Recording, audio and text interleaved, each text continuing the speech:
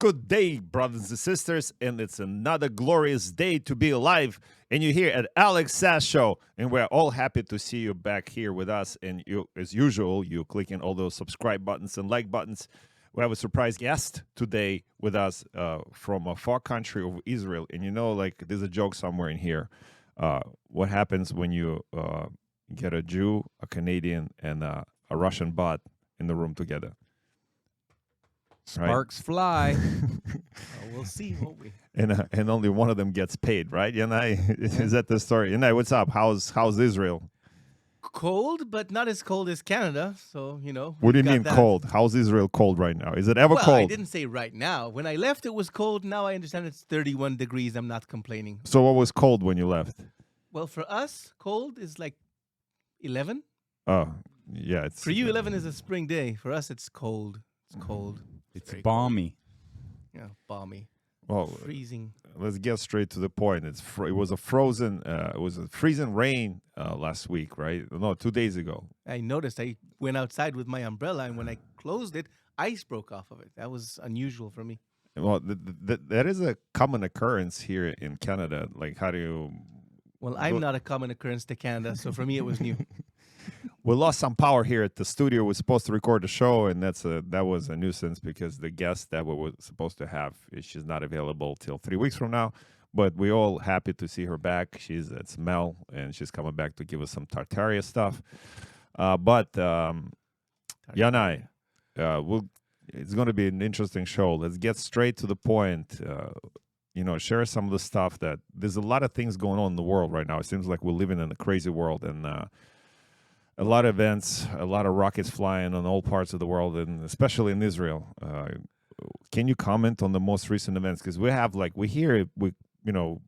talk about trying to connect the dots and help people to discern information. And you coming straight from the land of Israel, and there's things happening there with Netanyahu and the government, and now people are dying, and what's going on?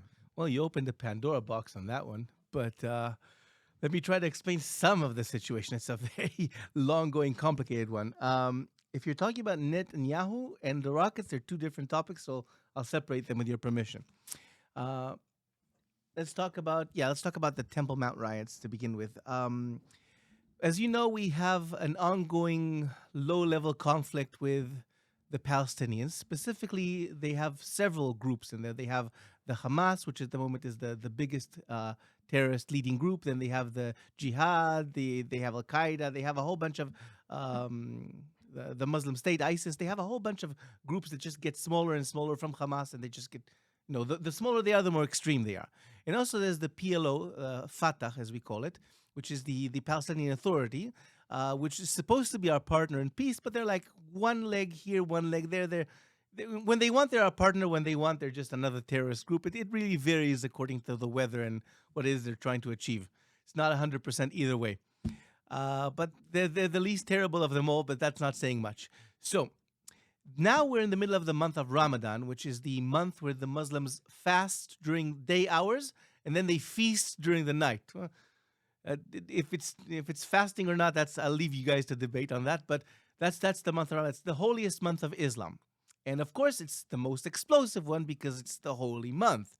So every month in Ramadan, every year in Ramadan, they try to provoke Israel into some sort of an activity in order to generate animosity among the Palestinian population and, make souls for their goal, raise more people for their goal and target, right? So this year, the topic that they've chosen is a recurring one. If you look at history, we've seen it come back a lot of times, which is the Al-Aqsa Mosque, the third most holy site for Islam, which happens to be in the Temple Mount in Jerusalem. So what they did is they sent a group of 400 young Palestinians with stones, knives, crowbars, and explosives to barricade themselves inside the mosque, by the way, holding hostage 1,200 normal, regular Palestinians that just came to pray. They literally held their own people hostage in the mosque and barricaded the doors, forcing us to, first we gave them an ultimatum. We tried to negotiate them out. Of course, they didn't want to come out because it's a provocation. So we had to break into the mosque to free the hostages and neutralize the threat. And of course, the pictures of us breaking into the holy mosque of Islam is fuel for the fire, which is why, again, all pre-timed, all preordained, they bombed us. They shot 36 rockets from Lebanon. By the way, not from Hezbollah, but from the Palestinian organizations in Lebanon. They shot them into Israel as a response for us breaking into the mosque, which again was their free hostages, but you never hear that anywhere. So they shot at us. Of course, our Air Force had to attack as a response. So we attacked several targets in there, destroyed some bases. And then, of course, as a response to us unprovokedly attacking, Gaza shot rockets into Israel. So you can see there's a progression here of from bad to worse kind of a situation. Yana, quick question. And we here looking like we talked about previously on different sources and stuff like this. You're an excellent source because you come directly from Israel, and this is home, right? It is. How do we know? Because this Netanyahu, we're going to segue right away to Netanyahu's story. Sure. And forgive me for being cynical. How do we know this is not by design and it's some kind of distraction and like, I don't know, like spy story, like, 9/11, I don't know, false flag, they call it, right? How do we know it's not like a Mossad operation to take like, to continue to destroy Israeli democracy and stuff like this? And maybe there's so much power at stake, and people that are at power don't want to let it go at any cost, and maybe that's the cost. Is that possible? Well, first of all, I'd ask you, how do 36 rockets landing in the Galilee destroy Israeli democracy? They don't. They destroy Israeli property, like cars that were destroyed. I'll specifically specify the original event at the temple. Like, how do we know that wasn't a Mossad operation? I mean, I don't know. I'm being cynical, but I'm asking. No, I'll tell you. It's a fair question if you're conspiracy minded, but I'll tell you how you would know. 2 days before the big events, 2 days before this, the Palestinians actually sent a group of 50 young people, again, armed, to the same mosque to do a dry run of the same thing. But when our forces negotiated them down, they immediately surrendered because, again, they knew it wasn't the thing. They just tested our responses for the actual event 2 days later. So we know that they did the dry run. We have the evidence of the dry run before the actual event. So it's not a Netanyahu thing. Well, actually, that's exactly the question why I asked this, because the dry run, usually the sign of some kind of cynical thing. It may be if you're conspiracy minded, but again, I'll tell you why it wouldn't be that. Because this is weakening Netanyahu, not strengthening him.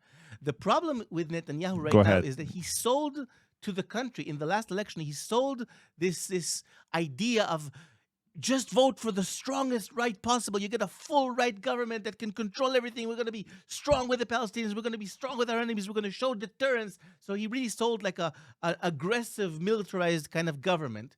And the response that he's now getting is the very mild attack of the Air Force in Lebanon is causing huge controversy in the country. The right-wingers are turning against him, saying it's a feeble response, that you should do what he promised and completely obliterate the Palestinians, and he's not doing that. He's being very responsible with his response, and that's causing him to lose voters.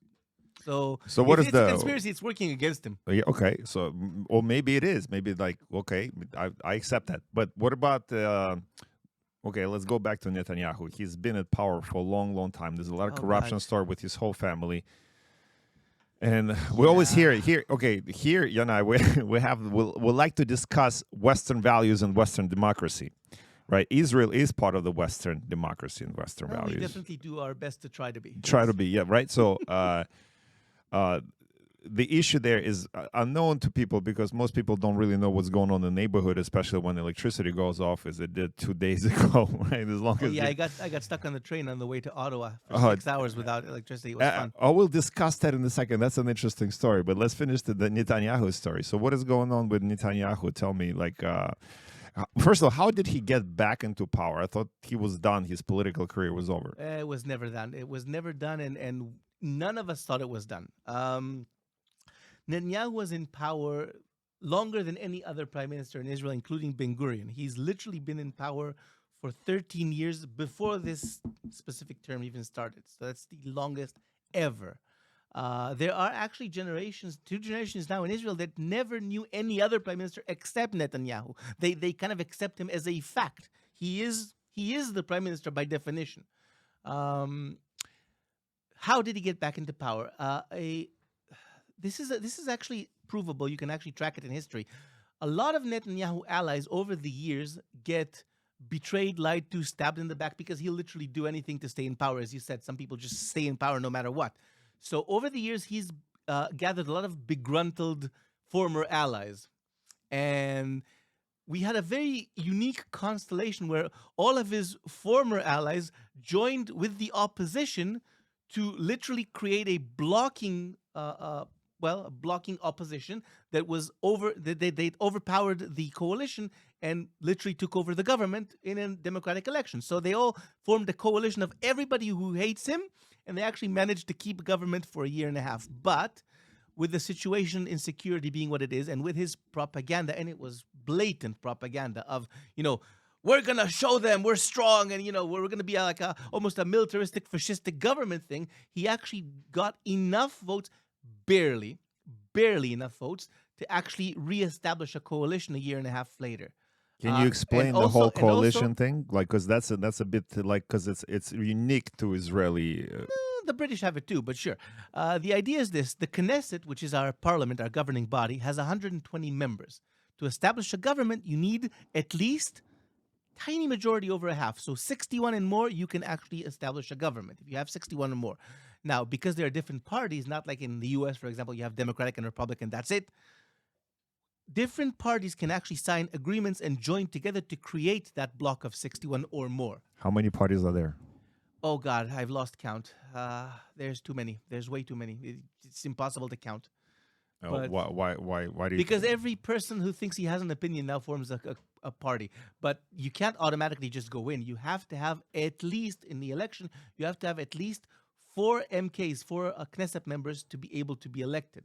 So you take the entire amount of people who voted, divided by 120, right? So if there's, let's say, 12 million people voted, not that we have 12 million, but let's say we have 12 million that voted, divided by 120, so every 100,000 would be a Knesset member vote, right? Mm-hmm. So if you don't get at least 4 members, you do not get into the Knesset. You cannot become a party. So you lose all the votes, and whatever is left is retallied to 120 and redevised again. Okay. That's okay. So you brothers and sisters, you just got a lesson in Israeli politics. Lesson. Yeah, a very sloppy. See, when you tune into the show, you learn something beside our you not just hear our opinions and our jokes, which are not always funny, but they are hilarious. Right now, Ianai, so what's in stake for Netanyahu? Like what's going on? Like we have this article here. Like, I'll just segue to the article. Please. The article is from Washington Post, our favorite newspaper. Not really, but last week, facing massive strikes and protests, Israeli Prime Minister Benjamin Netanyahu puts on hold his ill-advised plans to reform of the courts, which would effectively end judicial review of legislation. What's it about? Basic rundown, because of course there's a lot of more complexity here than I have time to do, but basic run of the mill. The American democracy has 3 branches of government that are co-equal and are supposed to balance each other out. Whether it works or not is a different debate. We'll not go into it now, but technically they're supposed to balance each other out. With Israeli democracy, unfortunately, we kind of slapped it together at the last moment. It doesn't quite work that way. As I said, the government needs at least a 61 majority in the Knesset to become a government, so automatically the parliament cannot control the government, because the parliament basically is the one building the government. So there's no co-equal control there. So the only opposition, the only control on the government power, limiting it, is the Supreme Court. The Supreme Court can overrule, again, in a specific majority, but they can overrule laws that they found to be counter-constitutional in a way. Not that we have a constitution, but we have what we call foundational laws, which are supposed to one day become the constitution. They're voted in a special majority. They're supposed to be stronger than regular laws. So they're the guiding principles of the Israeli democracy. Now, what's happening here is that the way the court is run today, judges are appointed by seniority, meaning if a judge retires, the most senior judge up next is debated by a committee, which is comprised by 1/3 politicians, 1/3 lawyers from the legal bar, and 1/3 sitting judges. And then they vote on the most senior judge, and if he doesn't get elected, the next senior judge on, and so on and so forth, until one is actually elected to the court. Right? Pretty complicated. Not that complicated. So the situation what Netanyahu is trying to get here is he's trying to decrease the share of the lawyers and of the judges in the committee to create a majority for the politicians in that committee, basically overruling the other two, so that the political party in power can literally select judges without any other control or intervention. And this, of course, comes in the background of him in July, which is in 2 months. He has to face his personal trial for 4 major cases of corruption and tampering with power, and he is basically trying, without saying he's doing, he's trying to select his own judges for the trial. That's what's coming up. But also another poisoned grenade that's in this reform is that he wants to limit the capability of the Supreme Court to cancel any laws that are counter-constitutional. So if they cancel a law, the Knesset can revote it in, and then they cannot cancel it again. Basically canceling the only control that Israel has against a dictatorship government. The only remedy that the citizens have to fight against a dictatorship government. Well, that's a really good segue, and this is our running theme. Like we're constantly discussing like our leaders here in Canada, so-called supposed leaders like Justin Trudeau, and he constantly is like, "Oh, we're here to protect. We're going to send $1 billion to Ukraine to protect Western values." And again, we just identified that Israel is part of the Western value, and now we see like it's not all peachy. It's not peachy here in Canada. It's not peachy in. We have an illusion of Western democracy being such a perfect instrument.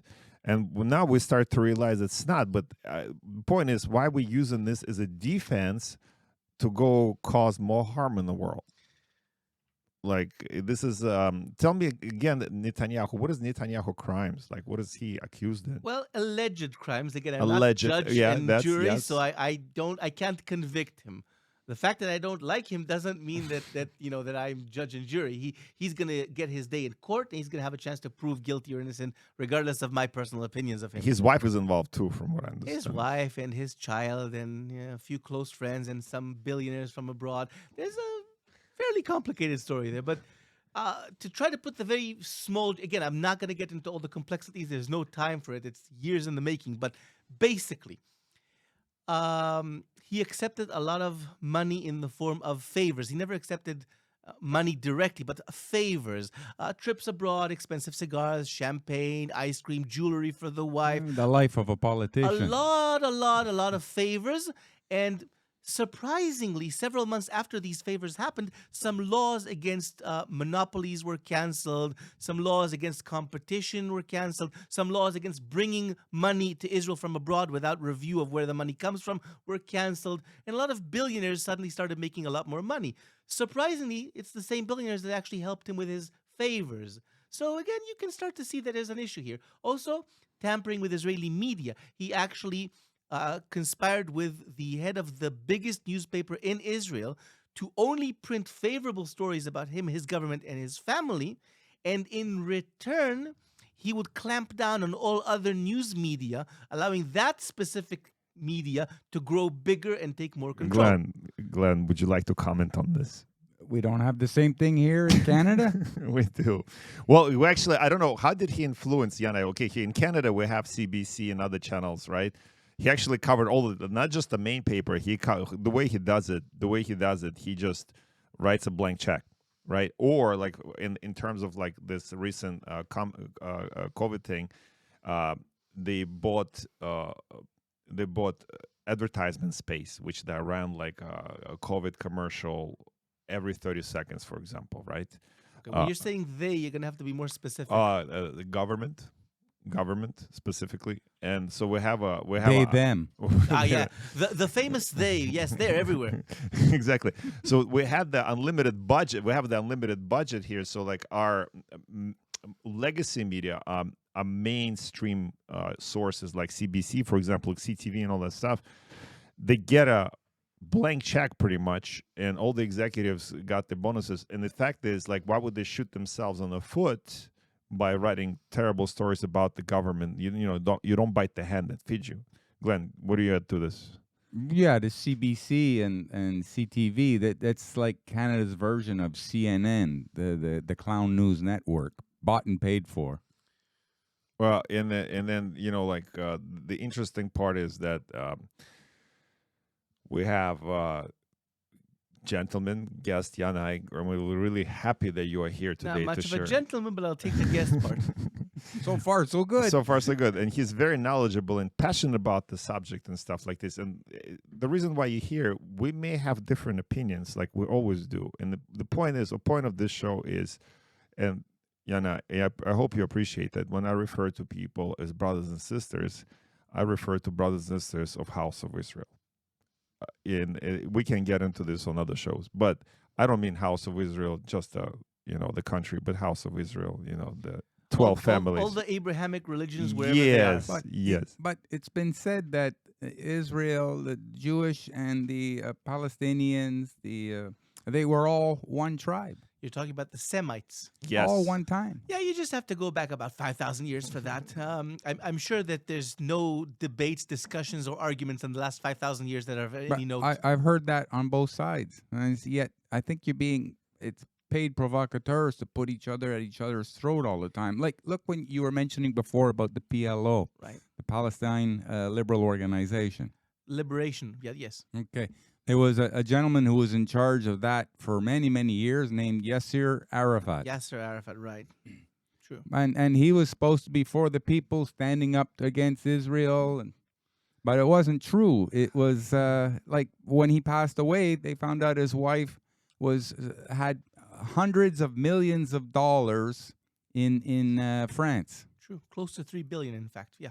Okay, that's a little bit more than hundreds of millions. Yeah, 3 billion. Yeah. And how did he get that? Where does it come from? Well, from the European aid money and the American aid money mostly. I mean, Europe and the U.S. contributed a lot of money to stabilize the Palestinian Authority, to allow them to buy guns, equipment, to run welfare programs in schools. And of course, because Yasser was Yasser, he skimmed off the top. And he also skimmed off the middle because he didn't just stop at the top. He literally just skimmed. But yes, they took a lot of money away from that. They're a corrupt government, no doubt. But I'm not coming from a good place myself. I am living with a corrupt government right now. So to say a government is not corrupt is saying a lot. I think most world governments have an element of corruption in them because we're humans and money and power are a very tempting thing for us as people. The level of corruption varies from government to government. But are we better off without government? No. But we need strong controls. We need, again, and the American founding fathers did understand that when they started. You need to have everybody watching everybody else. There need to be controls and bodies watching each other. When you start tampering with the separation of authorities is when corruption really runs rampant. Or when you centralize. Too much centralization means... Centralization is not necessarily a problem if you do it correctly. Again, you can control the centralizing bodies by other centralizing bodies. Then there's a circle of control. The problem starts, and I don't know if I can be rude in this show. So You can be. Okay, so the problem starts when it's no longer a circle of supervision, but a circle jerk. When everybody's giving each other the hand, eventually the government just goes down the drain. So you have to come. There's no system humanly built that you cannot corrupt because we're all humans and we're all corruptible. Okay, but so if you come at it with good intention, if you come at it wanting to improve the lives of the people, right? If you have goodwill and good intentions, you'll do fine. The problem is when people lose that spirit and they start to think of themselves in their own pockets. Well, when you centralize, it creates absolute power, and absolute power corrupts absolutely. But that's what so we're how talking about you, separation, to not yes, create that absolute. You decentralize to an around the extent, to an centralization, extent. and that way you have them looking at each other. I agree, but you can only decentralize to an extent. In the modern world, we're not talking about like ancient times right now where each city kind of governed itself and there was like a loose association. In the modern world, considering how economies work, how transportation work, how everything is immediate and information flows, a centralized government is needed to actually control this thing to control the flow of information, to keep the economy going, to keep the security going. It's needed to have a body that controls that. But there's also a lot more need than before of supervision on those bodies. A greater concentration of power creates greater temptation, so we need stronger safeguards against that. I'm actually glad you're using words like temptation and spirit. And going back to Americans, right? One thing that they had within, all those systems of checks and balances, they said things like, "In God we trust." And we here, Ianai, I don't know if you watched all of our shows. I know you, by the way, thank you for being our only subscriber. No, I'm kidding. But I am a subscriber. yes, he is a subscriber too. But we have here a recurring theme about authority. Like we're talking about government right now, which is an authority to the masses at some point. Authority is not necessarily a bad thing, by the way. It isn't, and that's why I'm referring to authority as a great authority, which is God. The Holy State of Israel will understand this. We kind of share the, Christians, again, going back to Abrahamic faith, we share the same God in that sense. We interpret it in a different ways, but we're less into the whole Jesus thing. That's clear. But the point is, if you remove the greater authority of God from the people, that's where the corruption is predominant, because you remove the system of values that is additional there. Oh, I've heard that talking point a lot, and I'm going to disagree, and Go I'm going ahead. to explain my disagreement for Go two reasons. ahead. First of all, a small comment about your small comment. The whole "in God we trust" thing is not in the Constitution, is not in the Bill of Rights. It's not. It was added in, I don't remember if it's 1953 or 1955 during the anti-communist rush. So let's put that one aside for a second and discuss the reasons why it was added later. Right now, what you're talking about, the God values, if you actually look at the world right now, if you actually pull up statistics, not think with your heart and with your emotions, because I understand thinking emotionally. Logic. Yeah, if you look at statistics, the most secular countries are actually usually, again, there are exceptions for every rule, but they're usually reporting higher levels of happiness. They're usually reporting higher levels of order and prosperity. It's not so much of a values thing as it is respect the other people around you thing. If the religion, just like you said right now, if any power gets too centralized, it becomes corrupt. When the church was all dominant, all powerful, all present, it squashed any other religion, any other dissenting voices, and it created crime, unhappiness, corruption by the church and the clergy. It's actually better because a secular country doesn't mean a country that does not allow religion.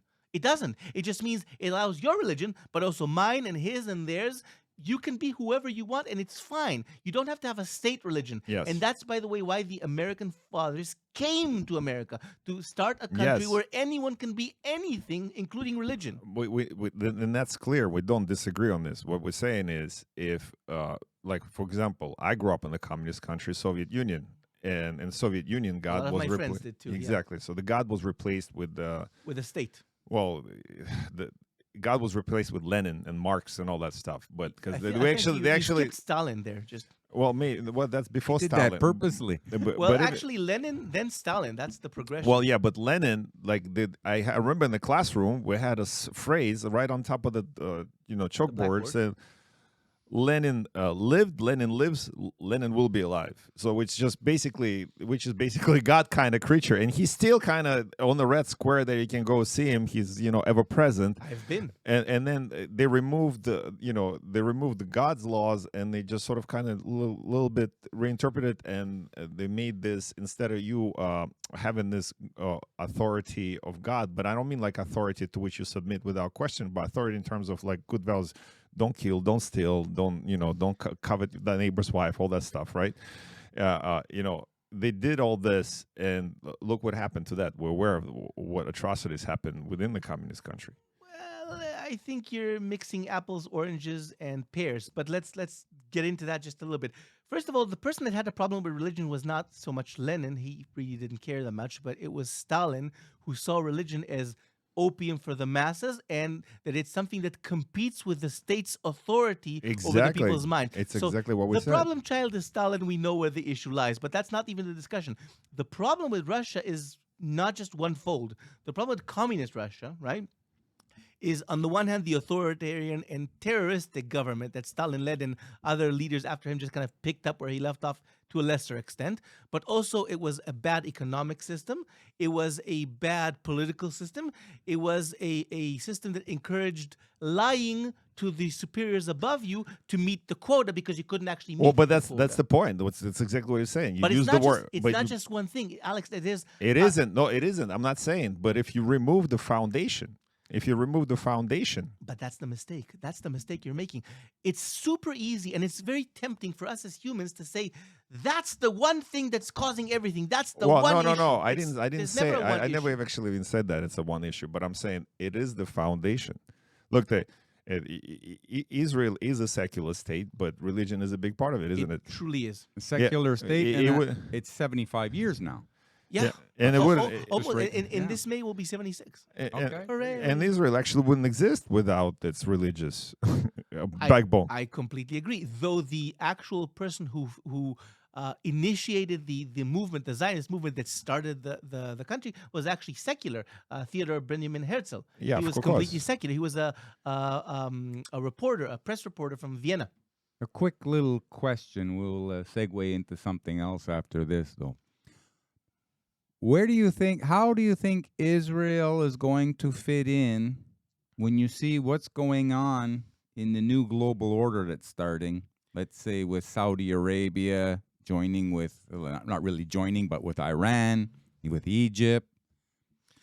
Well, the world's global order have a very charged meaning to them, so I prefer not to use them because they have a lot of conspiracy theory kind of floating in the background.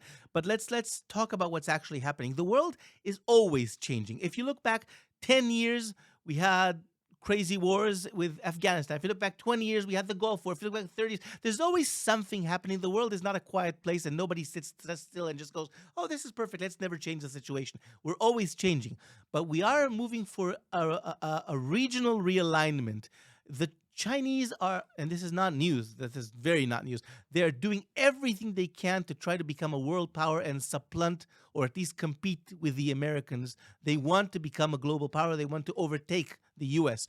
And that's their right to want. I mean, there's no patent signed on the U.S. on the world. But It's a challenge to the Anglo-American Empire. yeah, but much like the Cold War, they're basing this projection of power, because power in the international front is mainly a projection, an image. If they believe you're powerful, then you are.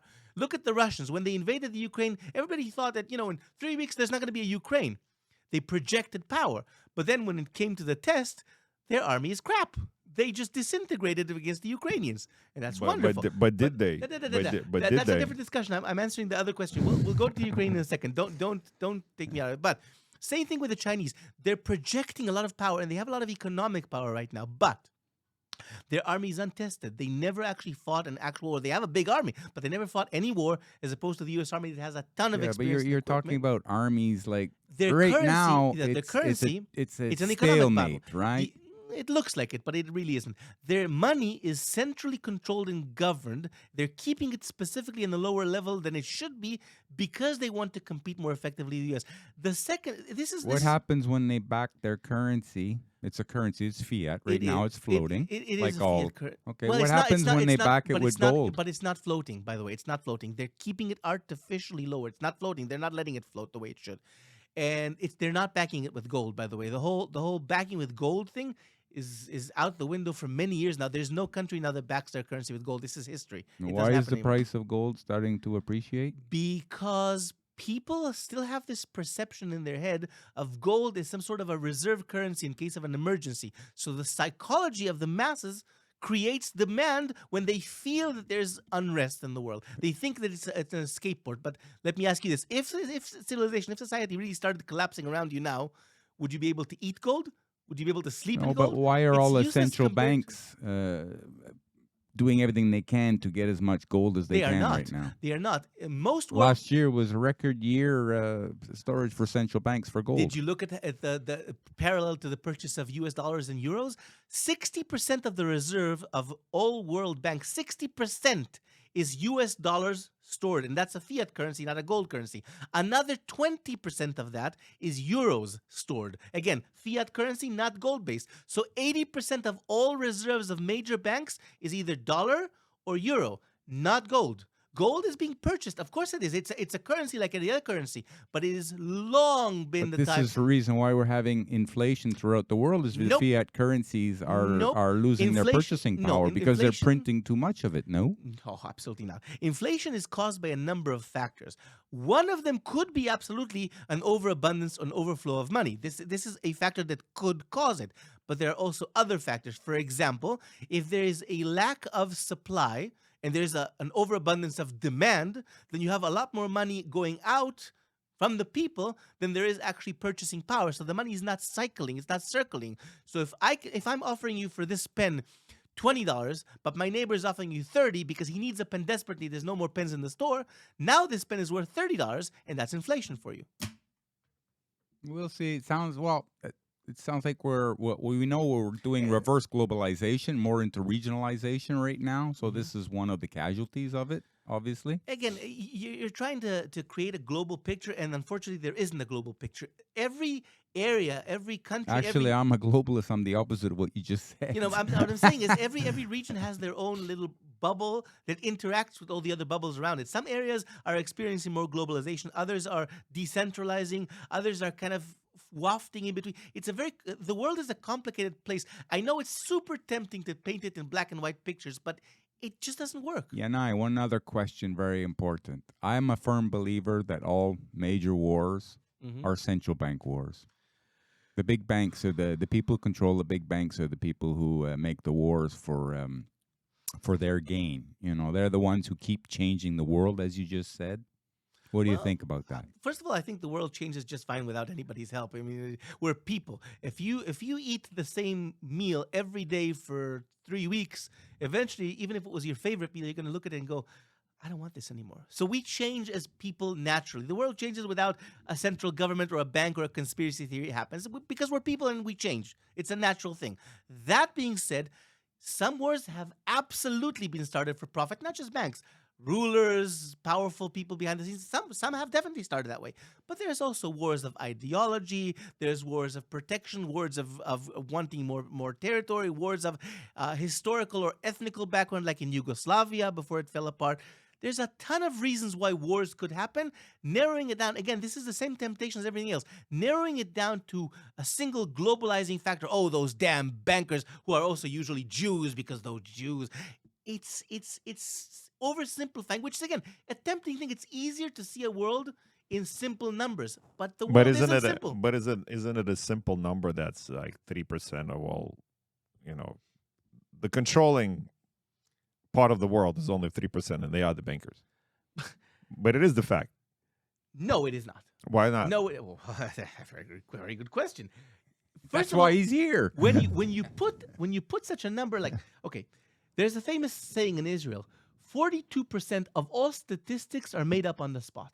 Yes. So that's what you just did. You said 3% of them are controlling everything, and they're Did bankers. you just make that statistic on the Yes, I spot did. right now? Very good Where job. is your proof? You have no proof other than appealing to the people's nature, their gullibility. They want to believe that there's a bad guy behind their lives, and it's not them. They're not at fault. Somebody else is the bad guy.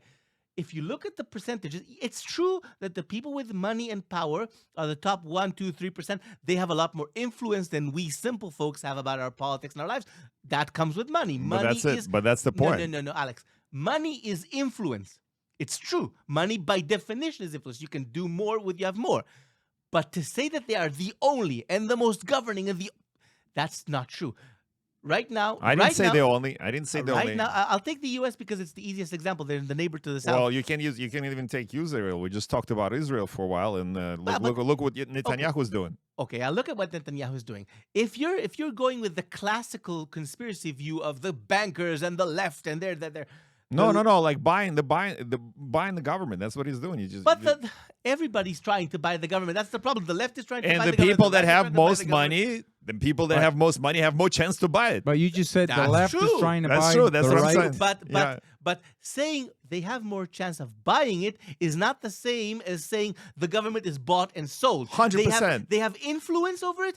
True, they have more influence than they should. 100%. I'll give you an example. But they don't have control. Here, I'll give you numbers. When Justin Trudeau came into power, he was, I don't know what numbers, his personal wealth was like Couple of $1 million. $2 million. You know what his wealth now? Probably a whole bunch of them more. Exactly, way over 300 million. The same You idea. know how much with, Netanyahu is worth these days? exactly, same idea. Same idea. 50 million that we know of, that he was forced to disclose 50 million that we know of. And it is speculated, again, I have no proof, I don't know. It's speculated that he has at least twice as much more stashed away outside of the He's country. trying to catch up to Yasser Arafat. Well, he's far away from Arafat, but Arafat is dead, so at least he's got a competing edge because he's still alive. I think he died from syphilis. Next one, big guy. He one. died. He died apparently. Again, there's no. The Palestinians are not releasing the autopsy report, but it is speculated he died from a combination of cancer and syphilis, both together. All right. Well, what's in the news is okay. So since we're on this, of course, we were accused of poisoning him, of course, because anybody who dies is obviously us. Since we're on a global subject, we have the China issues warning to U.S. and NATO over Ukraine. Oh yeah, those people. Well, it's like, okay, let me sell weapons to Ukraine, but don't you dare sell weapons to Russia. Don't you get involved. And China goes, what? You're gonna tell me what to do? Then stay away from Taiwan. Taiwan monitoring Chinese strike group off the coast after president meets U.S. speaker. That's the next, the two stories. Don't do anything in Ukraine, but let us mess around in Taiwan. Well, the stories are combined. Truly. Yes, it's truly. But you coming at them from a weird angle. Let me break that down. There's two factors happening here. On the one hand, Putin. Reportedly, again, it's not confirmed. I can only say what reportedly. Reportedly, Putin has cancer of some sort, and he's counting his days backwards. So we don't know exactly how long he has, but it's limited. And he's always he grew up. Remember, he grew up as a KGB agent in communist Russia. He has a very well-trained, we are the Russians mentality. Kind of, we're strong, we're the nation, we're competing with the U.S. So he sees himself as a world power. And he's very much trying to leave a legacy behind him of returning the great Soviet Union power to what it was. And part of that includes annexing what used to be former Soviet republics, like the Ukraine, which is now a free democratic country. We'll discuss the democracy of it later if you want, but theoretically right now, that's the situation. The west side of it. Well, the west and central side of it. The east of it is suffering from Russian influence for many years now, since 2014. But different discussion. Suffering. I'll elaborate if you want, but I'm trying to answer his question first. I have the knowledge. I can. Yeah, elaborate I don't know how you went from China, Taiwan, into Russia. I'm explaining. Yeah, go ahead. Now, China has the same issue during the Second World War. After the Second World War was over, there was a civil war inside China between the White Army, which was the Republicans, as they called themselves. How Republican they were is a different discussion. And the Red Army with Mao. And the Red Army won eventually after a very bitter civil war and established the communism. 60 million people, right? No, that's the famine. You're thinking about the famine. That came in the 70s. But the remainders of the White Army, the remainders of the alleged Republican army, retreated into Formosa, which was an island controlled by China and is now known as Taiwan. And they established their own country in a position with mainland China. And after, I think, 15 or 20 years, when the actual dictator that led the army died, they actually decided to become a democracy, and they became a democracy separate of China. They're the remainder of what was the original Republican army. They so now, joined it with England. No, you're thinking about Hong Kong. That's different. Oh, sorry. Okay, so what we have here is basically the two factions from the Civil War still holding position. The Democratic one in Taiwan and the communist one in mainland China, both claiming authority over the entire China. Now, the smarter thing to do would be just understand that, nations change, things change, separate, and sign an agreement as two different nations. But of course, Taiwan is willing to do that because they're democratic. China is not. They're claiming the entire territory, and they want to annex them and make them communist too, because it's a bad example for the Chinese people in China to see that Chinese can be run as a functional democracy, because what the Chinese Communist Party is selling to its people is this is the only way that we can truly be governed. And Taiwan is a bad example, so they must have it back. It's challenging the authority. Now, with that context in mind, here's what's happening in the Ukraine. Russia is trying to get its power back by invading a Is it though? It is. How? Hold on. No, I'm going to hold you accountable because you held Please, me accountable to hold numbers. me accountable. How's it? How's Explain why. That's was never a statement of Putin, official Of course statement. not. You expect him to say, "I want to leave Okay, a legacy?" how do you know? What's the manzria That's there? a great question. How do you read the mind? That's a great question. Do you know what incrementalism is? Yes. Great. So this is exactly the tactic that we're seeing here. Isn't it like, okay, so let's throw back at Israel. Is incrementalism that's what Israel's doing when Oh, they absolutely, and I'm against it, but that's a different discussion. that's the point. You want to No, talk about Israeli incrementalism? but that's the point. I'm So, forward so to- so hold on. So if the Russia holds the like, for example, we had the Ukrainian, and this is fact, right? So the in 2014, what happened? Crimea. The democratic Crimea happened after. So Crimea happened in 2014. well, before that, democratically elected government of Ukraine was overturned by Yanukovych? Yeah, it was overturned.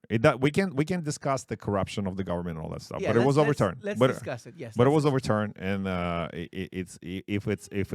if it walks like a rat, if it smells like a rat, it probably is a rat. And if there's smoke, there's fire, right? So we know for a fact The that question was is who's sponsored. starting the fire and where's the smoke going? All right, so we'll have a story here we can cover. Absolutely, we can cover. let's cover it. Okay, so you know President Holland, right? Oh, of course. Ex-President Ex-President Holland, but yes. Holland, right? So he got pranked. He got pranked by a Russian Vovan and Lexus, where during conversation, and those are pranksters that called different political leaders and pretend to be somebody else, yeah. and they have those discussions. And he in the conversation, he fully supports Ukraine, Absolutely. I adding fully that support Ukraine. wherever I can speak, I always ask to provide Ukraine with weapons it needs. So originally, he admitted to Poroshenko that EU and France are participants in the conflict, but explained that they don't want to openly declare their involvement, fearing that Russia could retaliate. Again, you have to be careful with language. Language is propaganda. Well, that's No. But that's his statement. They That don't is- want to become a warring side Yes, in but the the sense, and the Russia could use their support as an excuse to take an action against neighboring Europe country, blah blah blah. Yes, but you're sneaking in language that isn't his and making it his. What the statement that says that he admits that we are participating, that's not his statement. That was put in there by the Russian propaganda. Remember? No, the this RT is a no, Russian this is channel. different. This is I'm taking you like this is the current news. This is the pranksters that he just talked Yeah, to. but he didn't say we are participating. He said we are supplying weapons. There's a difference, and I'll explain. No, that. he admitted to Poroshenko that the EU and France are participants in the conflict. Is that in quotation marks, or is that something that the Russians later said and the article says? Careful, it's not in quotation marks. You really have to scrutinize your sources. That's quotation marks right there. If you invited me to the studio today, right, and then I said, "Oh, Alex invited me today," and also on the way he admitted that he owns the studio and the guy living there is just another person that's renting the place, whatever. What you say is in quotation marks. This is the part that's important. Everything around it can be manipulated by using the right Okay, words. so let's use the right words. When Germany, Yeah. the wall fell.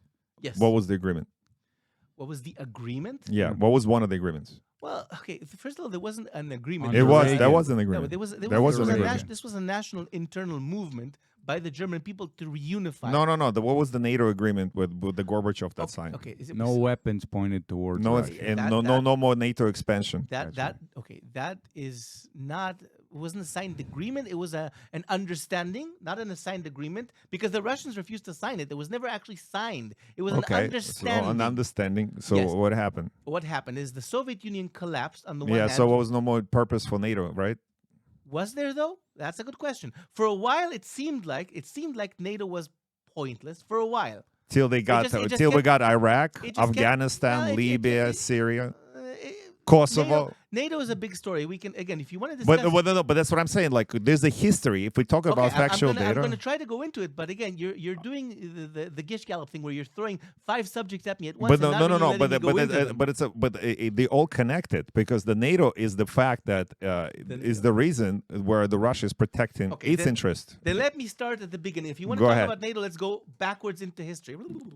So we have Ukraine is a breakaway Soviet republic. They just broke away from the Soviet Union in 1991. But they did. They I never think- actually declared. They never signed the doc. Speaking of documents, they never actually signed the document that officially declares the border. if I don't sign a document right now saying I'm a free man, does that mean I'm not a free Well, man? we They're talking. their own country, they're their own government, they have their own democracy, their own votes. but we They're don't a know. country. But they don't actually have the borders. Like the borders were never identified. That's debatable because the Soviet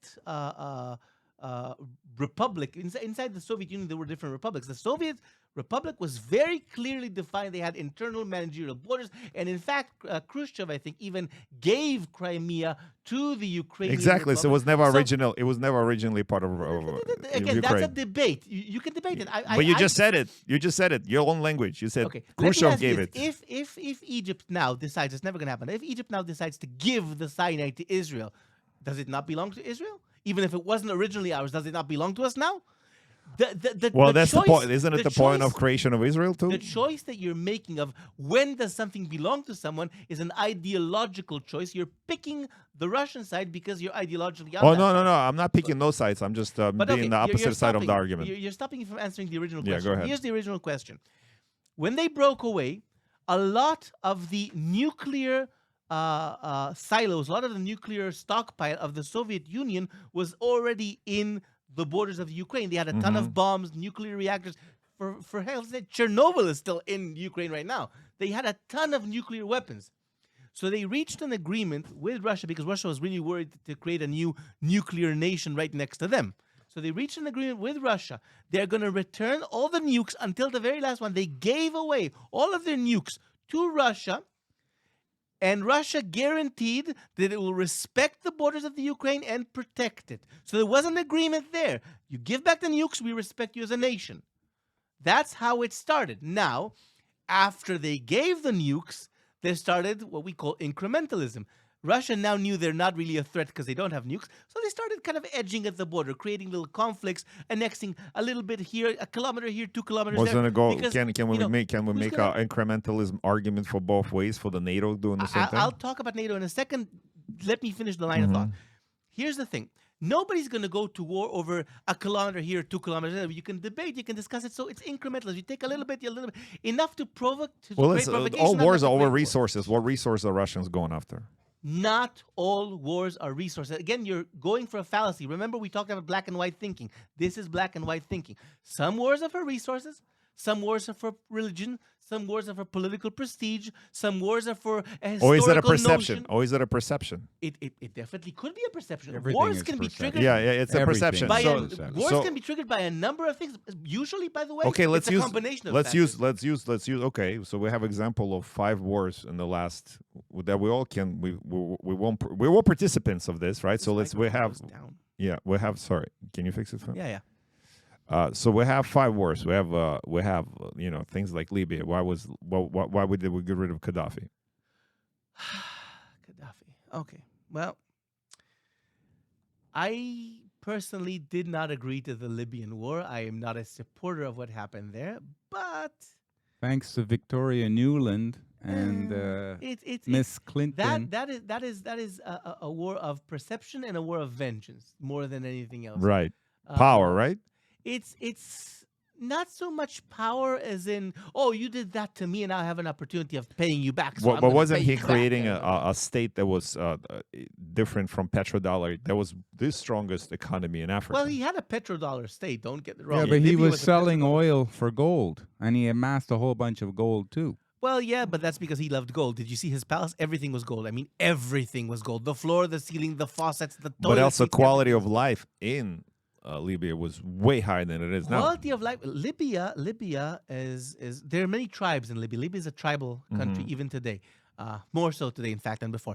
Now, the tribes that were in power that supported the Gaddafi government were absolutely living in a much higher quality of life, absolutely. But those tribes that were not supporting that, they were living in abject squalor and they were constantly trampled. So when you're talking about quality of life, you really have to look at what part of the population we're discussing.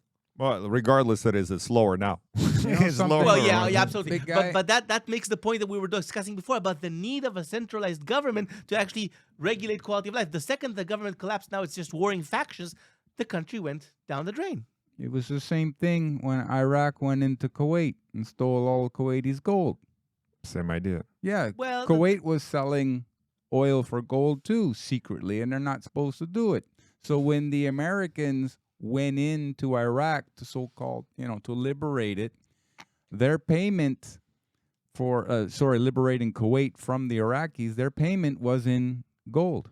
In other words, they took the gold and they said, "Well, we're doing this because this is how much it costs us to do this." So, and Kuwait never got the gold back. Less in gold. I mean, there's obviously some factor to that. I'm not going to deny that there was treasure hunting and robbery and a whole bunch of other stuff happening. It definitely was. They made movies about it. Yeah, the Three Kings. I saw it. Yeah. The point I'm trying to make, it's exaggerated, but there's an element of truth. But the main factor of the invasion of Kuwait by Iraq, and of course later on the Gulf War to liberate it and then to liberate Iraq, but that's the second Gulf War. You're mixing the wars. That was not about gold as much as it was about black gold. It was about oil. Remember, oil runs the global economy right now. Until we finally switch to renewables sometime in the future, black gold runs everything. Without oil, the economies are going to grind to a halt, and it's crucial, especially for the U.S. and Europe, to keep the price of oil low. Because if the price of oil goes up, look at what goes up. The price of electricity, the price of water, the price of every merchandise, because you need to transport it, and that's trains. Trains run on petrol. It's cars and trucks run on petrol. If oil goes up, our entire economy just shoots up the roof. So to prevent Iraq from consolidating a monopoly, which will automatically bring up the price of oil, they invaded, or rather counter-invaded, to liberate Kuwait, which was an ally of the U.S., and also selling it very, very cheap. So oil. Oil more than gold is the reason here. What is the Western elites going to do now when you have OPEC joining together and creating higher prices? Creating shortage. This is not the first time that this has happened. This has already happened once in the 1970s. OPEC artificially restricted the flow of oil. They decided to pump only, I think, about 40% of the quantity that they pumped before. Prices went up. There was a global crisis, if you remember, in the 70s. And then what happened is the governments initially tried to talk reason into them. That didn't work. So they started reacting. You saw the first electric car appear in the 1980s, the Chevy Volt appear in the 1980s. Governments started installing more wind power, more hydroelectric dams. And the Arabs, the OPEC, they saw that they're slipping, that they're losing control of the world because the world is looking for alternatives. So they released more oil to prevent those cheaper alternatives from being created, and that resolved the crisis. So we can do the same thing today. So it's artificial, you admit. Well, the crisis in the 70s was absolutely artificial, but we are heading down the barrel for a real one. Oil reserves are running out across the world. We have about oil for about 60 or 70 years more. When that runs out, but that's also not a fact, is it? It is a fact. How? You have geological surveys, and you can I also just the oil companies, Shell, for example, British Petroleum, they map these areas to try to drill into them. We know that the reserves of oil across the world are actually depleting. Because there's just oil is created by rotting trees and rotting dinosaurs from the past. That's not true. There was just a scientific study that was done, and that the oil has another source. Oil is like is a mineral of sort. It's not like we were told that it's the rotting dinosaur bones. But oil is an organic. No, that's true. That's true. Carbohydrate. That's true. What you're saying is there's a study has been done that oil is actually not depleted, and it's kind of it's not so depleted, they did not yet. They did the study. So like, for example, they had the dry wells. They did the dry wells, right? And then they would cap them as they usually do, and then a few years later they would revisit the well, and it was refilled. Yes. There's two things to answer that. First of all, you're wrong about oil not being depleted. It is. Not depleted, but depleting. We're still going to have about 60 or 70 years more.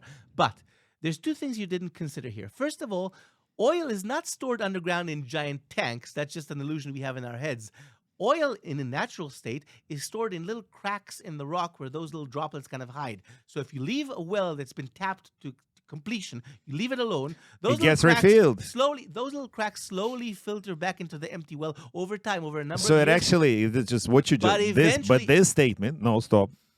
This statement you just made counters the original statement that the oil companies did the study on oil reserves, and then you said all those oil reserves get refilled from the crack, get replenished. That's your own statement. I am, but you're not following it all the way through its logical conclusion. The world is not an infinite place. There is no infinite cracks filled with oil all across the world. There are cracks, and they are filled with a certain amount, and it filters back into the well after a while. But if you pump that out, those cracks are now empty. Nothing else is going to filter into that well. Eventually, this thing runs out. Well, I know scientifically, like is my water like water, for example, covers most of Earth and 70%, yes. right? But there's Of more the water. surface, not of the whole world. But the more water, there's actually discovered now that there's more water in the crust of Earth than it is. Yeah, in permineralized form. This is true. Whatever, right? So, but it's not usable. what they say now, it's the same thing goes for the oil and stuff like this.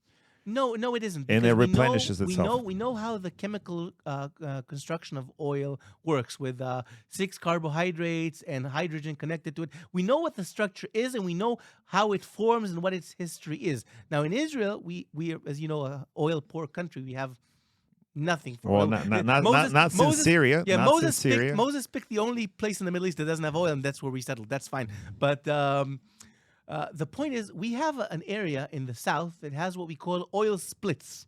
Oil split is a specific kind of rock that if you leave it alone for millions of years, eventually it will become oil. So we developed a process to cook that in extreme heat and extract oil from that. Hold up. So isn't it counter argument to what you just said? You just said it's an organic thing, and now you're saying you get it from the rock. Okay, no. It isn't a counter argument because you're missing the point of how a rock forms. There are organic rocks or rocks that contain organic components over years. Limestone is literally a rock comprised of dead things over billions and billions of years. That's an organic rock. Yes. There are rocks that contain a lot of organic composts. So that particular rock is mostly organic. If you cook it at high pressure, high temperature, it will create oil.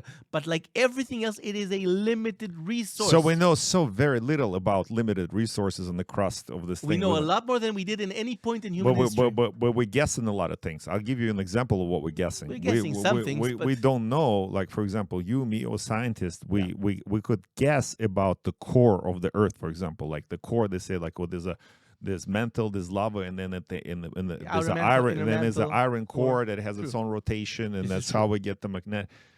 But it's still mostly actually the magnetic field is created in the middle core as a reaction to the with iron, but it's mostly theoretical still, because not you and me or any other scientist can actually. We don't have a technology to either drill to the core or travel to the core. No, but it's true. Let me ask you this. Yeah, go ahead. Now you go back home. Your window is broken, your house is a complete mess, and your safe is open, and all your valuables are missing. Do I need to directly observe the thief to make sure that there was a thief there, or do I know there was a thief there? I don't know if it was Glenn. I don't know if it was his mother. It's I don't know. Still a thief. The identity of the thief. The identity of the thief is not the discussion. The fact but that's that the point. But it's the point. It's still theoretical. For example, it is not. Is gravity a law theory? One second. First of all, gentlemen, we're into hypothetical perceptions here. It's not hypothetical. Let's one thing. I'll address gravity in 2 seconds. Let me answer the core thing. We have what we call P waves and S waves. Yes. Great. So we know for a fact we have seismology and we have geology as exact, accurate sciences that can be debated, can be proven. We make predictions. We check them. They come through.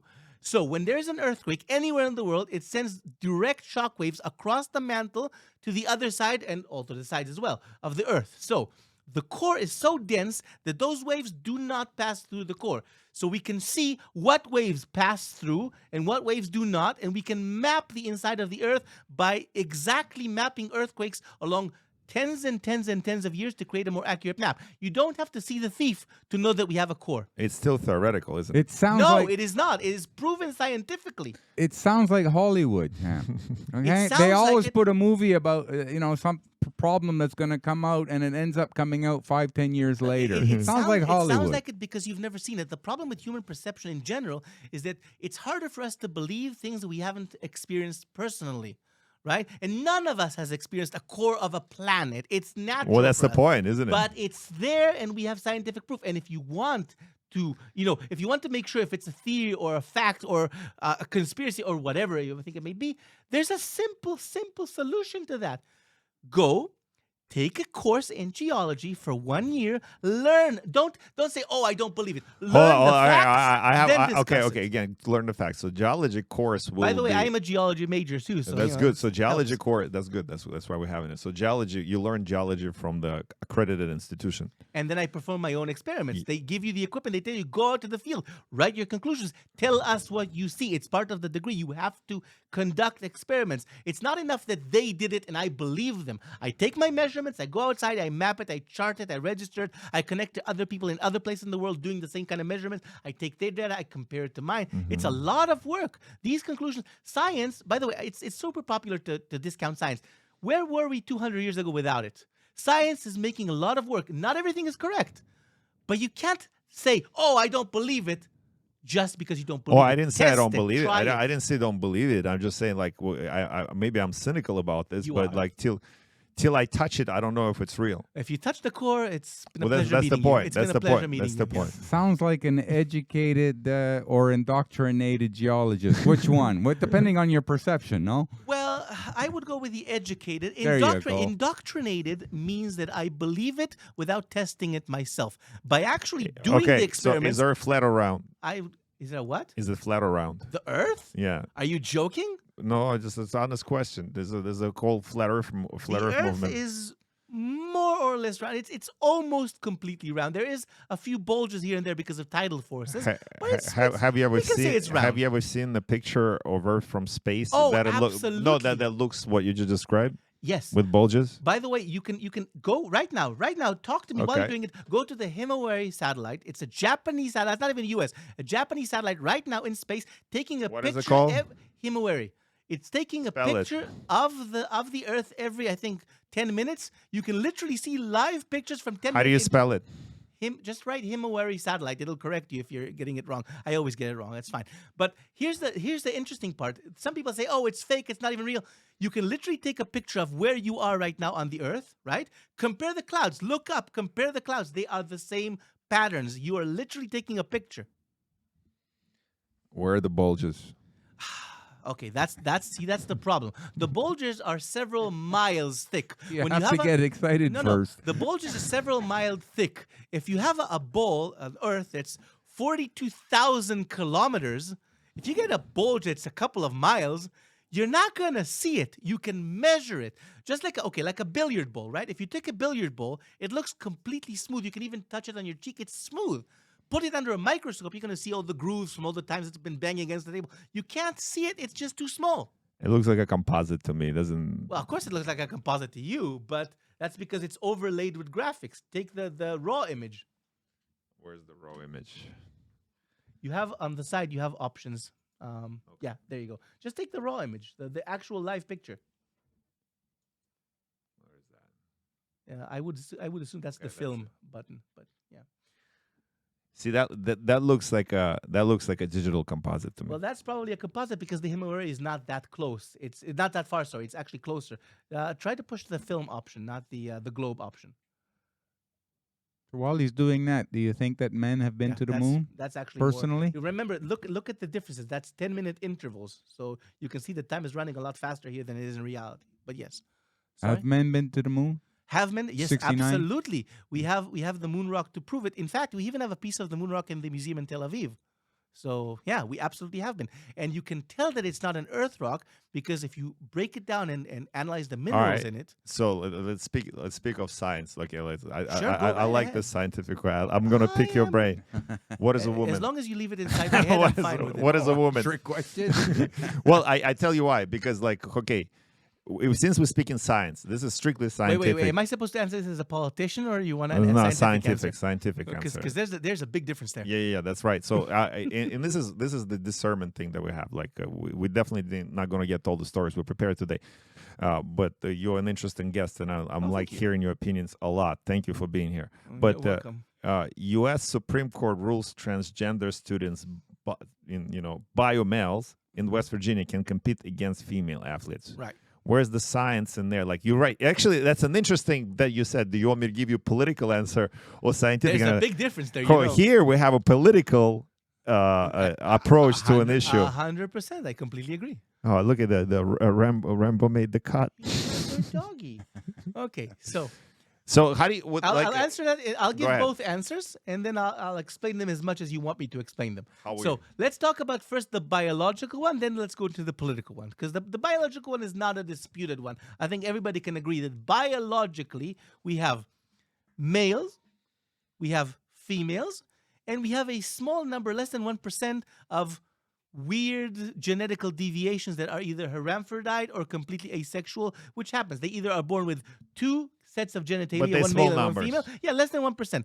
Male and female together, or none at all. That happens at 1% of the cases.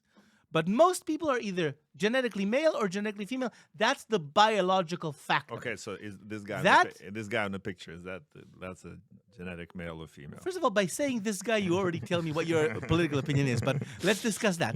As far as politics is concerned, this has become in recent years a battering ram for the right and a battering ram for the left for different reasons. They're clashing over this. Yeah. So yeah, the extremes, exactly. The problem is with everything, not just with this, but with everything in life. When the extremes take over the discussion, there's no discussion anymore. There's just two people shouting at each other over the void. But let's talk about it. The definition of female by the right today is glued onto the biological one. So there's, for the right perspective, there's no differentiation between the biological definition and the political, social, scientific definition. There's no difference there. For the left, and I think for most of the center, the idea is simple. Some people are born feeling that they're not who they are inside, that they feel like a female even though they're a male, they feel like a male even though they're a female.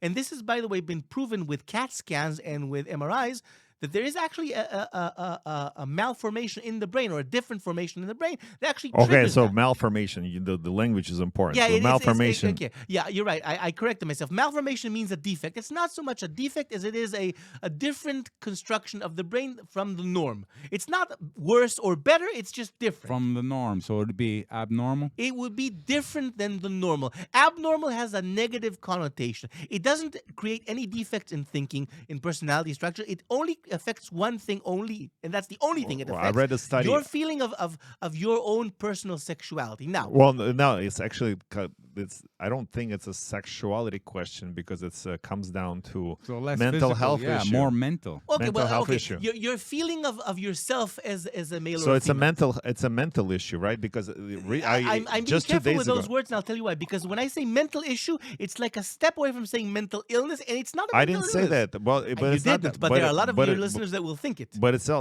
not that far off. 2 days ago, I read the study that a lot of people that identify, like especially younger people. First of all, we have it is a scientific fact that we have an explosion of autism in the world that wasn't before. No, what we have is much better diagnostic tools, Okay, which we're actually whatever. catching Okay, it more. okay, maybe. Like you can say, oh, in the 80s we had an explosion of AIDS. No, we just started catching it. Well, Also, no, the autism spectrum disorder has been increased That's a to different. bring in more. that's well, a- so that's a one of different the issue. so That one I of the agree with. That's one a of problem. one of the arguments was the spectrum, specifically the spectrum. One of the Was spectrum broadened. things when it was brought in. One of the things is like, oh, you're on spectrum, and when people are on spectrum, one of the things is like they lack attention, like specifically Some in of them. autism. Some Again, of them, it's right? So various when they're like, types. oh, look, we can give you attention if you pretend to be this. Oh, That's oh. actually one of the studies. I didn't. Okay, maybe not pretend, but like, okay, now I'm a boy, I'm a girl, etc., whatever. You're mixing. Don't mix. Autism has nothing to do with transgenderism. Well, that's the study that I Nothing. read. That's the study that I read. That a lot of people that Your identify. Your study is wrong. Let me explain. Okay. Let me explain. There's Okay, two go ahead. different things. Let's try not to mix I them. don't think it was his study. It's not my study. Well, I the just, study I that- just read the that study. you've read is either wrong or misleading on purpose. Remember, when a topic gets supercharged the way this one is, there is a lot of motivation from both sides to create or support studies that bring their point of view into reality, even if the information leading to that has not been completely scrutinized, even if the sample size is not big enough. There's a lot of danger with studies or quoting a study. It's better if you can bring 20 or 30 studies. If you bring one or two, it's highly suspect. But let's talk about transgenders. Let's leave autism for a second on the sidelines. Specifically, the definition of a woman socially, not scientifically, not biologically, socially. Any person, man, woman, doesn't matter, any person that feels Again, it's not a fleeting feeling. It's not like, oh, today I'm a woman, oh, tomorrow I'm a man, oh, today I'm a frog, tomorrow I'm a cat. It doesn't work that way. It's a long, persistent feeling over many, many years of discomfort, of self-loathing almost. It is first treated by psychologists and then by psychiatrists with medication. If it doesn't go away, it is treated with counseling. If that doesn't go away, it is treated with a specific hormone blocker. And if that helps, then some will maybe choose to transition. At that point, they will never be a biological woman or male because that's impossible right now. Maybe in 300 years, we'll learn how to completely reverse the genetic makeup of somebody, but we're not there. But right now, So we should say it's not natural. They You're will saying be. it's They not will. They natural. will be. I'm not. Are you saying sitting in a studio talking to a microphone recording a video show is natural? Natural is walking outside, beating something with a club and eating it. The point I'm trying to make is they will be Well, a this guy- woman or a man by any social definition that is not a biological one. All right, look at the picture. This guy identified as a woman. Team Canada powerlifting coach Avi Silverberg just broke the He's a beautiful woman. I love his hair. yeah, just broke the Alberta women's bench press record in the 84 plus kilogram category at the Heroes Classic. Former record holder, trans-identifying male, and Anders had a front row view, and Silverberg mocked the discriminatory CPU policy by also unofficially breaking women's world record in the event. Right, so like this is at what point it stopped being ridiculous. Like I agree with everything you said. Like there might be like a small percentage of the It people is. that there's no chance. 0.003%. As a matter of fact, without going into details, I know a person that I'll tell you 100% the yes. Okay. Right, so I know I have from personal experience. I'm not a bigot. I would tell you there's one person I know for a fact that okay, this person is Right. 100%. So let me answer that as well. Yeah, go ahead. The problem again, first of all, most people don't have experience in this because the percentage is so tiny. So most people are feeding only on what the media frenzy about this topic Yes. is. But It's really political. We agree. like everything else, like we talked about black and white thinking a lot in this show. We'll talk about it some more now. Yes. Black and white thinking is again infecting this issue. Yes, a lot of people, most of them, this is a life-changing decision. It's tough. It takes years. It doesn't happen overnight. So a lot of people who actually go through this, that 0.003%, they took years in making this decision. It wasn't made overnight. But like everything else, like every other topic in human history, there's always going to be a few on the sidelines. They're taking advantage of it. That are lying or cheating or trying to break records as a woman because they can't break it as a man or whatever. There's always going to be a few crazies on the sidelines. Okay, is this crazy? Is this crazy? But, okay. Just because you have a few cheats in every topic, in banking, in politics, in transgenders and everything, just because you have a few cheats, it doesn't reflect the majority of the field. This is the new Nike person that Oh, yeah, I heard about models leggings and bras. Hello, girl. That I'm being licked under the what table, I'm saying just is, everybody knows. But no, nobody wants to know that. It's a good doggy. What I'm saying is, like even for the March 8th, right, the International Women's Day, like here, what they had nominations of, they didn't have they couldn't find one woman. They try to make a political statement, and they chose people, non-birthing people. Let me By the tell way, you. one thing, people, they're not happy inside their own skin, but transgender people still have an extremely high suicide rate. True, and we'll discuss it in a second, but let me answer that one first. I'm trying to answer all the points, but there's, again, too many of them coming too fast. Yes. So, to answer your point first, Alex, and then I'll address the Yeah, but suicide rate. Ianai, you can talk the ears off a brass monkey. Well, if a monkey that's made of brass has ears, I could probably talk them off. Yeah, Yeah. sure. I'm pretty good at that. But it's good. But hey, I'm both Israeli and Jewish. I'm allowed. So here's the thing. Jesus, I actually lost the track on that one. Remind me again what the point was, because your jokes literally made me. This show's been going forever. It's like let's round it Okay, up. no, but remind me the point. I want to answer it. There was a cogent answer to A that. person transgender to have a high amount of suicide rates. That's your point. But your point before that was. That's not my point. That's a fact. Yeah. Okay, fine. Since I forgot your point, I'll answer the suicide rate. Then I'll hopefully remember what it is you said. So the suicide rate Yes, it's true.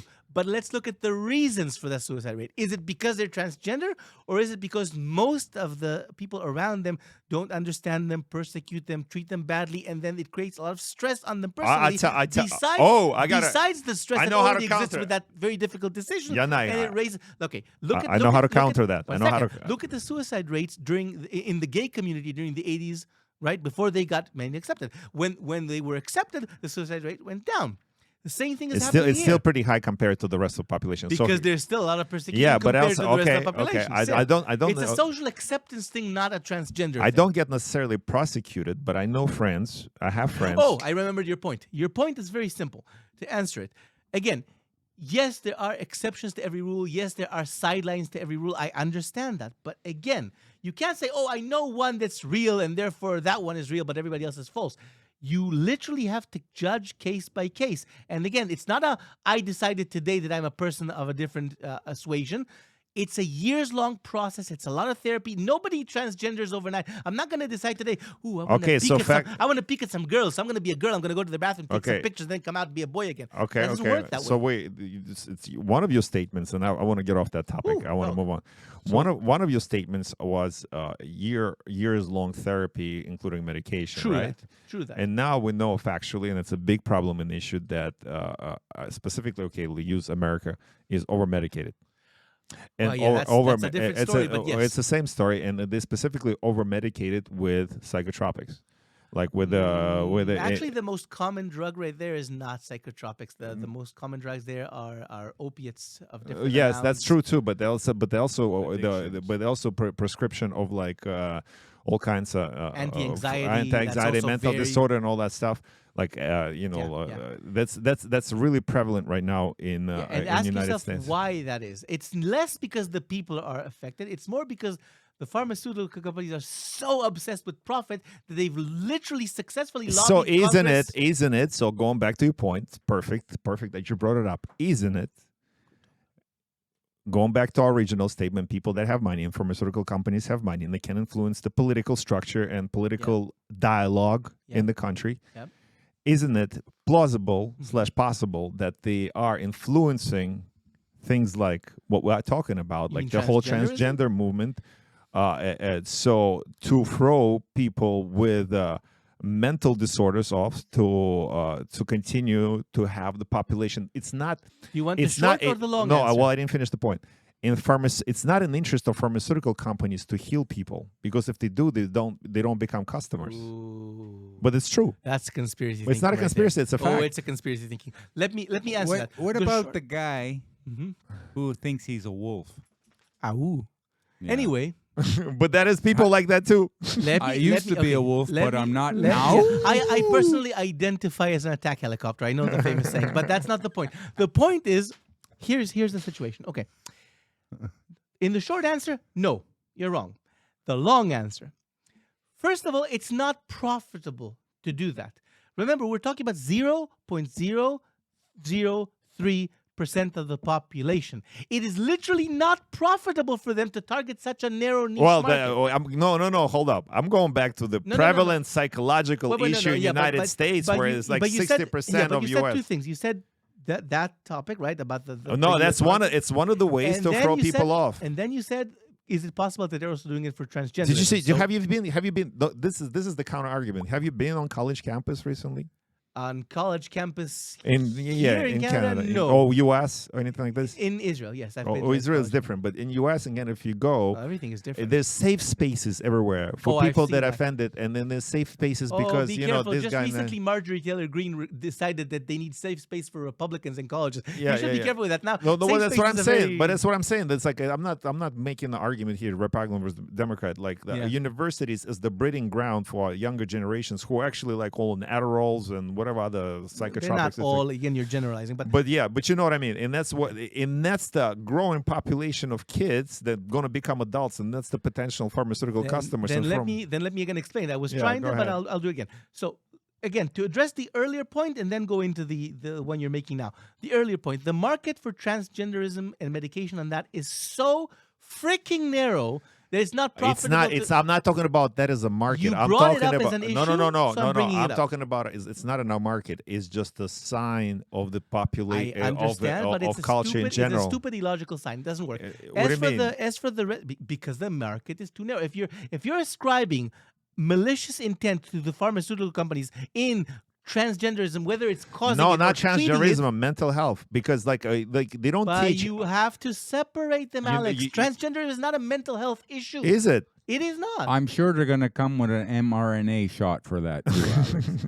mRNA is a boogeyman. mRNA is a boogeyman. The technology is old. It's been here from the 1980s. It's not new. It isn't. We know. It is not. All it means, really, let's break mRNA down. All it really means, right, is that we have a basic infrastructure of a molecule or a vaccine or anything we need. We have the basic infrastructure already built. It's like building a pre-made building, right? Instead of laying brick after brick after brick, you precast the walls and then you just put them together. We have an infrastructure. What we now need to put in there, right, is the core of the bacteria or the virus that we're trying to fight against. And then we have like the vaccine is almost ready. We just need to know what it's targeting. So we extract the core from that bacteria. What about virus, the guy who created mRNA? put And it he in the- said he was against 1 second. it. Put it in the construct and test it and make minor adjustments to the building.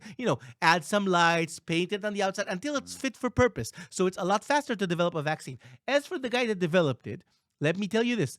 You are now using what we call anecdotal evidence. People, over time, change. They get older. Robert Malone is he's a fraud. I know him. He was a very good scientist who, by the way, he didn't invent it. He was one of the scientists One of the scientists contributing working, to yes. Saying invented it is like saying, Ford invented the car. He didn't. But that's not the point. He is one of the scientists that helped develop the process, who later in life became radicalized. Also, he's many, many years now not involved in the process. He doesn't know what's happening in the cutting edge of it. He knows what happened in the 80s. What's happening now is different. Technology moves forward. If I know how to fix my tractor, it doesn't mean I can open the hood of my Toyota and start meddling around in there. It doesn't work. So Well, no. Well, the thing about the modified and as for ribonucleic the- acid, Oh, shot. careful. they say that does modify your DNA And eventually. that's the giant misunderstanding. It does not. mRNA does not in any way, it cannot, it's not built that, it's not even built the same. The body doesn't even recognize it. It doesn't react with the center of the cell. It doesn't react with the DNA. There's a difference between how DNA is constructed. You have to explain that to all the people. I'm who've happy had to do it. I'm happy to a do it. bad Reactions. reaction Happy to do to it. the shots. Happy to do it. First of all, Myocarditis. you want to let me finish one point before we jump into another? Again, this is the Gish Gallop tactic. You cannot drown me out if you want to hear arguments. If you want to drown me out, Ianai, He's the one who talks the it's most. impossible. We didn't say the word. okay, let me explain that as well, because that also needs explaining. It takes 3 seconds to drop a bomb. Yeah, for example, okay, Christians plotted that Jews would kill Jesus so they can blame Jews for everything forever. I just dropped a giant bomb. Yeah. Now it'll take you at least 30 minutes to I go over believe the reasons why that's there's not something. logical. I believe there's something to it, though. What you There just is said. nothing And he gives to us it. this There is nothing enlightenment to on it. Good Friday. Nothing to it. Yeah, well, Jesus knew he was going to die. Allegedly, yes. So I'm not going to go into that religious thing because that will be the death of me. So I'm not going to go in there. Suffice it to say that I am a He's Jew. got a and plane to Suffice it to catch. say that I am a Jew and I completely rebuke So that was point. Jesus. He So was was. Jesus. He was a very good Jew. He was an excellent a Jew. very He was good Jew. the best Jew. I don't know if he was the best. He was a good Jew. He was an excellent Jew. The best requires metrics that I don't have. He was a very good Jew. And only Paul, after death, posthumously, only Paul made him a Christian. But that's a different topic. I also have a BA in Christianity and Near East religions, Oh, so I that's can have really that good. discussion as well That's if you really want. good. But not now. It's a completely different podcast. So Big a guy, different you can discussion. tell he's a product of the education system. Yes, he is. I- I you're- and very completely good at reject it. the implications that are. That's not a hidden in negative that. That's not a negative It can thing. You- sound like a negative for No, conspiracy no, theories. I'm well educated and I have the answers and I'm willing to prove and debate them. He's one of my, one of these UJs or one of my friends too. UJs? You mean Jews? Yes. I am offended on behalf of the Jewish nation. I don't think so. That was good. No. That's why people say stuff like that, is not to offend. Not to people. offend. I am deeply hurt No. to the core of my being. Which we cannot prove because we've never actually dug to the core of my being, so it's not provable. Well, it's called Manzaria. The legal term for that is Manzaria, right?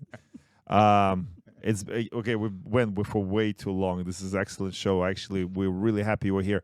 Like, okay, we're gonna finish with because you brought up a lot of good points in terms of perception and which side of the argument you stand, and like how the world construct comes from your background and your understanding of information and knowledge. And a lot of people are actually super emotional when it comes down, and that's why it's so much easier.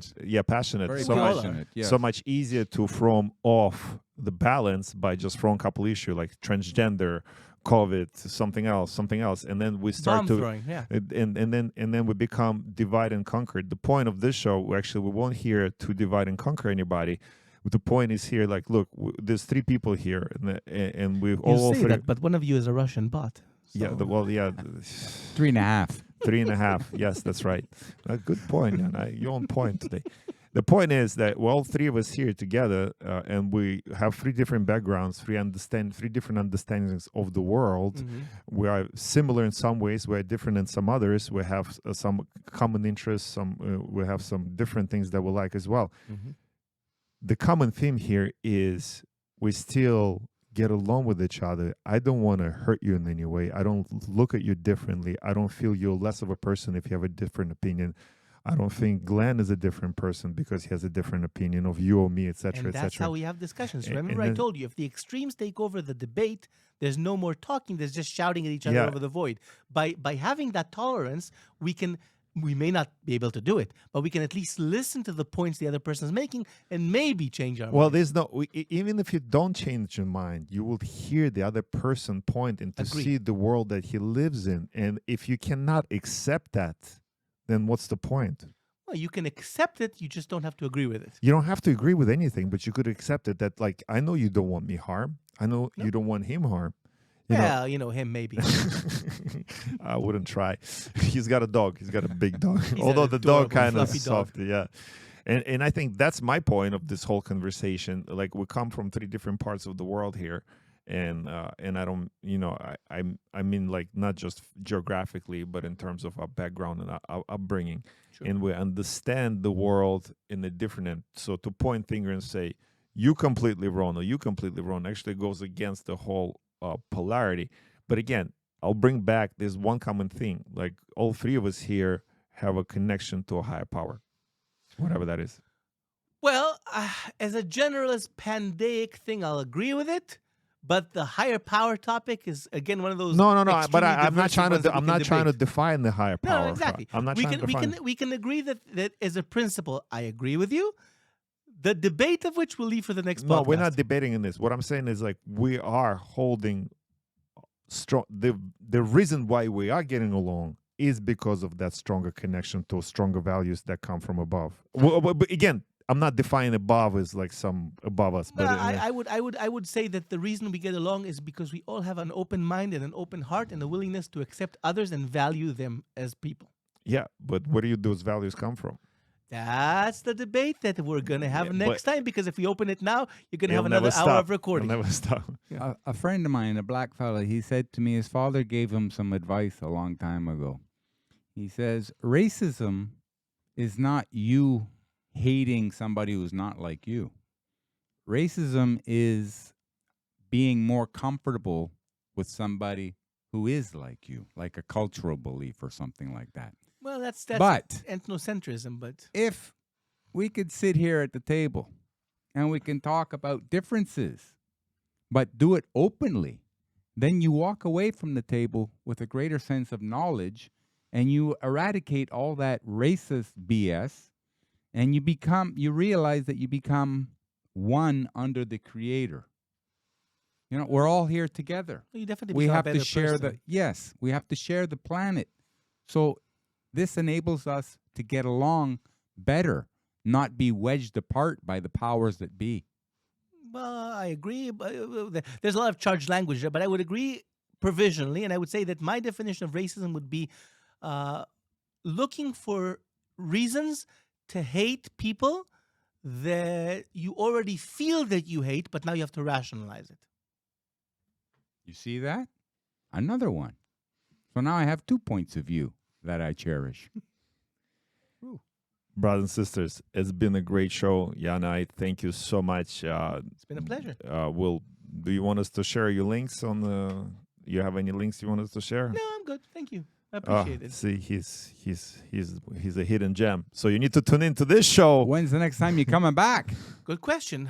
Let's see. Hopefully, You'll a be couple of traveling the world there months. I am for traveling quite a the few world. months. Yeah. And it's Actually- going to continue for a while. And yeah. collect the stories, and when you're back next time, we'll definitely have I you guarantee back. it. This is a really good show. It flew by. It's been long, and thank you so much. We love you, brothers and sisters. Stay tuned for more.